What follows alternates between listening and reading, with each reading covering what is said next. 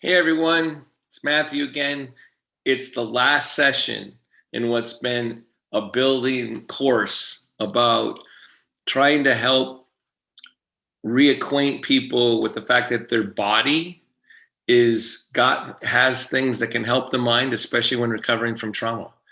And so there have been some very basic things that we've been trying to cover over these last 8 weeks. First of all, I'm a yoga teacher. If you haven't watched any yet, I get on in a wheelchair. So I've been exploring how to reconnect to my body, even though I don't have control over it, in the same way that most people do. And so to reiterate some of the things that have gone through the course is that I really believe that your own mind-body relationship is something that you get to practice and can control and do it at your own pace and in your own way. And because of that, and because when you've been a trauma survivor, as I have been too, there's one of the levels of the injury is to disconnect from your body.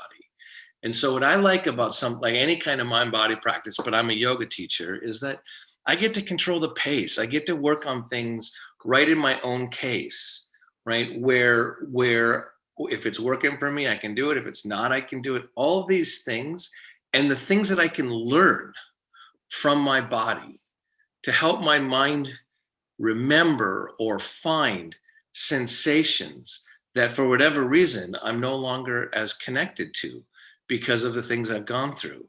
And that's part of the hope of what's been these last 8 weeks, is for you to recognize that some basic things, that your body is the best home your mind will ever have. We have a body for a reason, right? And the other thing is that your body will wait for you.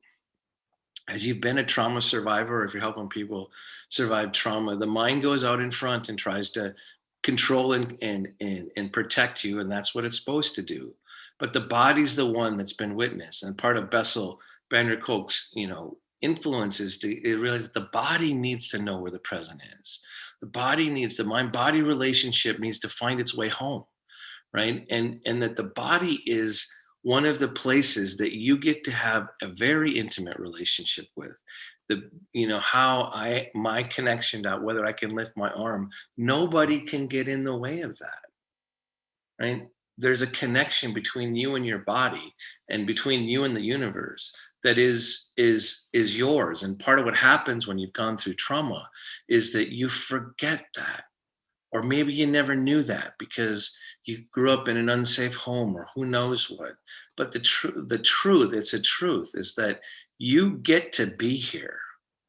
And the other thing I want you to know is that I want you to invest in your resilience, in your own resilience. And if you're a trauma survivor and going through these sessions, it's like you made it. You made it to here, right? It's not because you're fragile, it's because you're a survivor. And so if you're working with people, that's one of the biggest things. Like anyway, if you made it to this point, don't judge where you've been. Just realize that that's what you needed to do to survive. And this is a really important point. So just to quickly refresh a little bit, there's certain sensations that I've been trying to get you to pay more attention to. One is the sensation of grounding. And it's very hard for the mind to ground by itself. You can't think yourself into a more grounded space. You maybe can exhale, take some breaths and feel your body again and feel movement. But I want you to get that your body provides structure, right? So put your hands on your table or on your legs and push your feet. If you're sitting in a chair, push down through your feet and feel your sitting bones on the floor. Your body gets input. Imagine your body is putting up pillars of strength around your mind.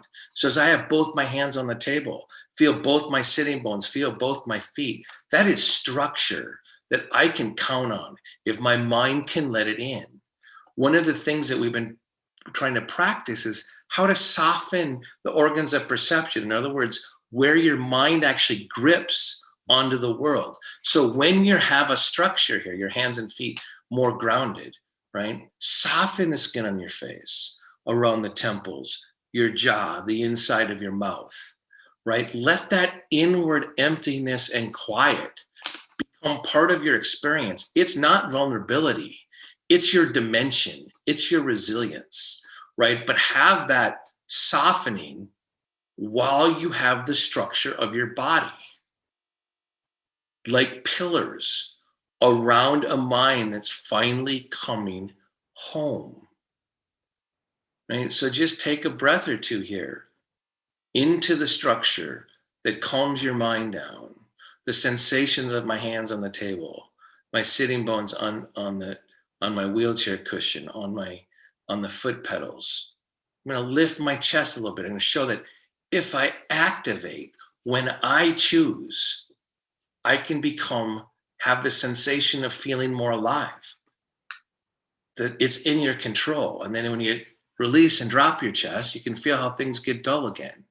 Right? So the sensation of grounding while softening the organs of perception, the sensation of balance, thinking about balance not just as a physical success, like a coordination success, like standing on one leg and just like trying to wobble back and forth, but balance being more an equal distribution of presence throughout your entire body, right? To be able to feel tangibly, feeling whole, not just with your mind, but filling the vessel with your awareness from inside to out. So again, when you ground your hands and feet, right? I don't want you just to like, it's harder to do this if you're about to fall out of your wheelchair, right? You can still do it, right? But what I want you to get is that part of your balance is whether you can, at certain times during your day, feel your whole body, right? So an equal distribution of presence is another definition of balance, right? So you feel your feet, your sitting bones, your hands. You lift your chest, because lifting your chest creates a dynamic energy that goes through your whole body, right? And so this idea of staying equally distributed throughout your body, that's going to help you when you're having rushes of fear, or you're around someone that you are uncomfortable, or walking in a parking lot. Well, we're not going out as much, but when you feel like that your mind wants to feel threat, it's going to help if you stay balanced throughout your body and don't let your awareness just go into your judging mind, right? So the equal distribution of presence and knowing that you can be integrated even if conditions aren't optimal. So sometime, maybe tonight when you're brushing your teeth, stand on one foot, brush your teeth. Try a crazy thing. Try brushing your teeth with your other hand tonight. It's hard. You might like get toothpaste on your eyebrows, but it's okay. No one's there. You get to choose. You get to practice these things, because another sensation that I've been trying to get across this time is the sensation of expansion. Because there's a tendency when you're oppressed and feeling like the world's kind of scary and holding you down, there's a tendency to get smaller inside your mind-body relationship. And I'm telling you, one of the best ways to be more resilient is to expand. Doesn't mean you have to yell at people and claim it all your space. There's the mind-body component of just staying like a mountain inside your body, feeling your feet, feeling your grounding, feeling your breath. These are things that nobody has to know is going on. You can be wiggling your toes when someone's super bugging you, right? Because that happens in your life, right? Wiggle your toes and ground your heels so your body keeps its shape, keeps its boundary as you're dealing with what is something that's difficult or irritating to deal with. So again, the sensation of expansion, which, so everyone stand up for a second. And remember, we practice this taking up space. Like take your arms and legs wide, 3.5 to 4 feet wide, and recognize the difference of when you have your feet turned out a little bit, right? That's one sensation. And then turn your feet straight ahead and note and feel the grounding change in your legs. And then as your legs are pointed straight ahead, roll your thighs out and stretch out through your fingertips, but draw your shoulder blade back towards your body, right? Live in more spaces. Extend out through the top of your head. It's your birthright to live in your body. Claim it back. And then bring your hands down and place them on your rib cage, because this is going to ground your breath. Here's a sensation of grounding, right? Feel home. Feel the grounding. Inhale and expand. Take your arms wide again, right? Be in the spaces of your life. That's what this closing idea I want you to do is live in more spaces, right? Good. And then take your arms down. So, and then you can have a seat. So if I were in charge of everything, which I'm not, I would have you standing with your arms and legs wide while you wait for your coffee in the morning. In the middle of your kitchen. I would be probably if you sweep your floor before, but I think it'd be great if you know you have a busy day and your mind is actually racing a little bit. I would go spread eagle and lay on your kitchen floor. Just take up space, right? Have the sensation of support of the floor underneath you. Take up space, change the pattern under your own control, and feel your resilience. You get to have space between you and what is stressing you out, between you and what makes you happy. It's both, right? You get to have certain things. So this staying with you, I think you should take up more space, right? I think you should stand with your arms and legs wide. If in a more enlightened workplace, when we ever get back together, I think office meetings should also, if someone that's at a meeting, if you're there and you want to take your arms and legs wide and just stand up in the middle of a meeting, I don't think everyone should freak out. This is the world if I was in charge. I want people to live their bodies while they're trying to affect their life, right? Here's another crazy little thing, not just brushing with your left hand. Do you always sit in the same place on your couch or in the same chair? Oh my God, rock your own world and sit on the other side of the couch. No one has to know that you're doing something radical. It can be just you. Or sit at a different place. This is crazy. Sit at your kitchen table in a different chair. Go to the other side of the table. Double the size of your universe. You've never, ever looked from that side of the world. Unfortunately, you see some things like there's a lot of dust on top of your fridge or something.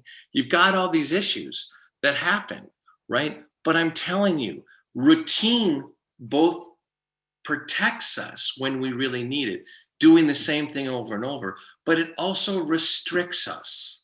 It does both. Your body has been shackled by your mind in ways you don't even know.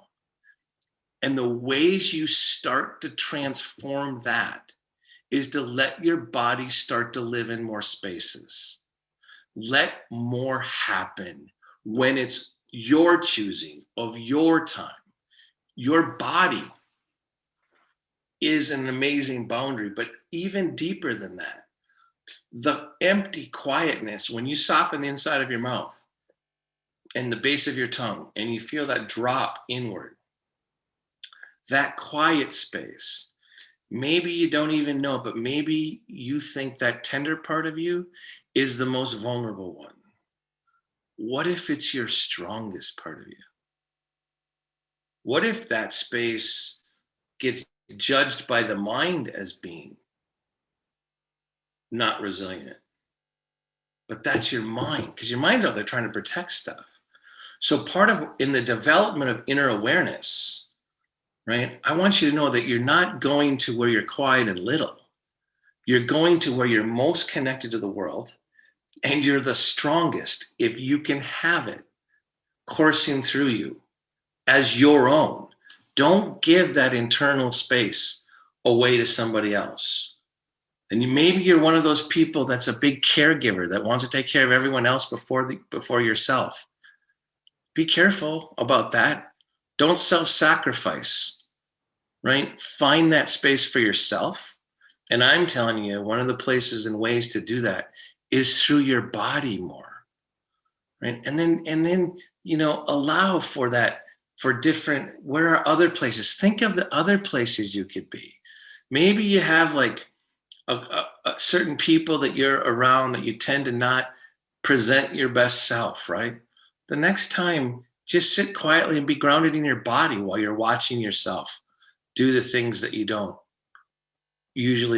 want after the fact. These are opportunities for you to realize that there's potential in the spaces between you and your life, right? It doesn't just have to be heavy, right? So another thing I want you to get better at is being open to your front and your back body, right? If you can be more aware, this is one of those strange things I tell people, more back body awareness helps you with stress, because typically stress is coming out forward and pushing you towards your head and away from your sense of grounding. So there's all these little things. One of the reasons why I love yoga is yogic insights can go with me anywhere and everywhere. But the trick is they're not like taking aspirin. You have to practice them, right? You have to practice them, because if you try to learn mind body awareness only when you're at your most stressed out place, only when the frying pan is the hottest, you're not going to learn it as well. You have to have a practice in you of living more vibrantly in your body so you can conjure those sensations in less than optimal situations, right? So it's not just about the techniques of the little, what's this exercise if I'm in this situation? That's good too. But really remember that the mind body practices are like opening a door to a part of you that's got more dimension, that's stronger, that's more grounded. And you have that potential in you. And I've learned so much more about it through my body. I was a 13-year-old boy that went through 6 months of being in the hospital and learned all these ways to disassociate from my body. And I didn't realize the cost of I wouldn't change anything because I survived that time, right? I had to do that. But the cost of not utilizing and allowing your body to be one of your deepest and greatest teachers, that's a huge cost. Because remember, the sensation of love travels through the body from inside to out. The sensation of gratitude, of good works, they all have to travel through the body. Nothing makes it to the world if it just stays in your head. Nothing does. Everything has to travel through your body. Even if it's a mathematical formula and you have to write it on a piece of paper, it still has to travel through your body. So don't think this is the only way. This is a really important way when you're surviving something in the initial phases. But healing will ask you to come back to more of yourself. Healing through realization and reconnection is very different than healing as reversal. For any of you out there that survived trauma, there's no going back to before whatever happened. That's gone now. Now can you see the potential of how there is opportunity that you've had to learn and survive to go forward? And it's simple. Bring your body along. It'll make it better over time. Trust the hours, Galway Canal. Trust the hours with your mind-body practice. For haven't they taken you everywhere? Your body has taken you everywhere. It has waited for you everywhere. It won't abandon you. It will support you. You just have to ask and you have to listen. And when you do, the world gets better for you. I really believe that. If I can stay connected in my body, I can handle anything. So can you. All right, if there's any questions, live in more spaces. Spread eagle on the floor sometime today. Brush your teeth with your other hand. Take a longer shower. Who knows? Let your body have its voice. That's my parting thought to you, to all of you, and help people you're helping realize that. Any questions? And I'll look in the chat box. Thanks for joining me these 8 weeks. Know that we're doing a 5-part workshop series in April with the Trauma Research Foundation. Bessa will be one of the guests. Dr. Ruth Lanius, Dr. Daniel Libby, Kevin Kling. It's this 5-part series. It's going to be great. I'm looking for any questions. Anyone got anything out there? What advice would you give to an incarcerated trauma survivor who is locked 22 hours a day? Whew, that's a real question. I think that the the walls that surround you, the loss of freedom, there's freedom that comes from being able to walk around in more physical space, but the real freedom occurs more from inside to out. So I think that developing some sort of mind body practice, if you're incarcerated, I think that learning how to go inward, not just for meditation, but also practicing expansion, because the real powerful expansion happens within your mind body relationship. That's a really, and again, I do, there's the, oh my gosh, I'm forgetting his name right now. Um, James Fox, I think, the prison yoga project. Check out some of their stuff for sure. Um, um, What advice would you give to someone who feels anxiety in the middle of the night? there are a whole bunch of things. Basically, your mind is like run off the rails, right? So boundaries going to help. Putting your hand, calming down your frontal cortex, right? So if you just take your hand, like there are things we do that we teach us for all different types of situations, where you just put it lightly on your forehead. But you got to learn to receive. This is why it takes practice. You don't want, this isn't like going to be like taking a sleeping pill, right? But if you can like just gently lay your hand on your forehead and move the skin on the forehead towards the bridge of the nose and receive, close your eyes and receive the settling energy in onto your forehead and into your brain, right? I also find that when you're very agitated in your body,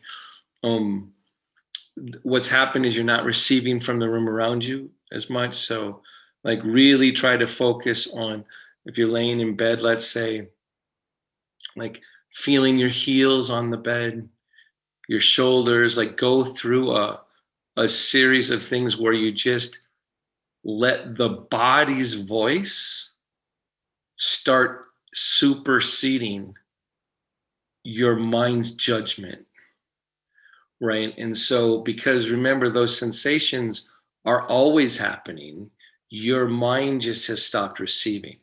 So, and of course, to get the initial safety, maybe turn on your light and sit up and change the pattern, right? Um, and it means, learning to soften your jaw. I mean, part of what happens is your mind is bringing your day with you, right? The empty spaces of you are staying connected to your day, and you're bringing that and thoughts about the future into your bed.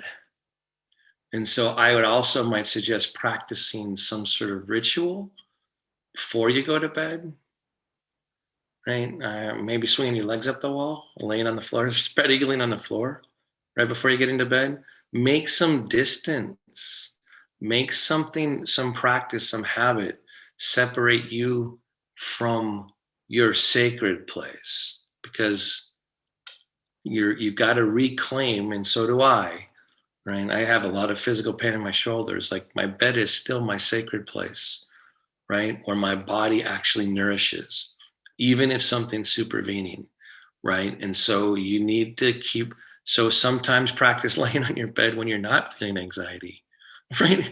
Like reclaim the things when it's working and make them go deeper. And sometimes, I mean, sometimes it helps me to, this is such a good question, like to sleep with my head where my feet were, and my feet where my head were, or to lay sideways across my bed. A lot of times I just need to change the pattern, because my mind found too much activity in a certain pattern.